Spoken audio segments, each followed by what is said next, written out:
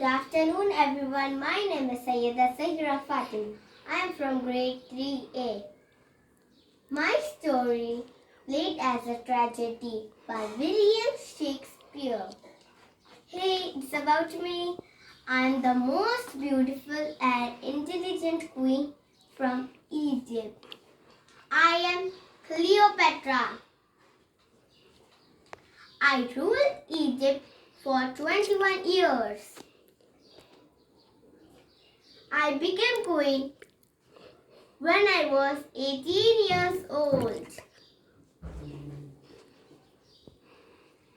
Now I want to tell you about Egypt. Egypt is the formal name of Egypt is Arab Republic of Egypt. Its capital is Cairo. Its official language is Arabic.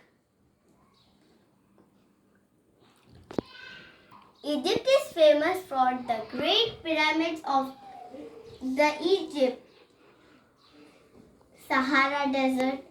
River Nile is the longest river in the world. Mummies, the word mum in Arabic, meaning wax, has the largest Arabic population in the world. Ancient Egyptians were scientists and mathematicians.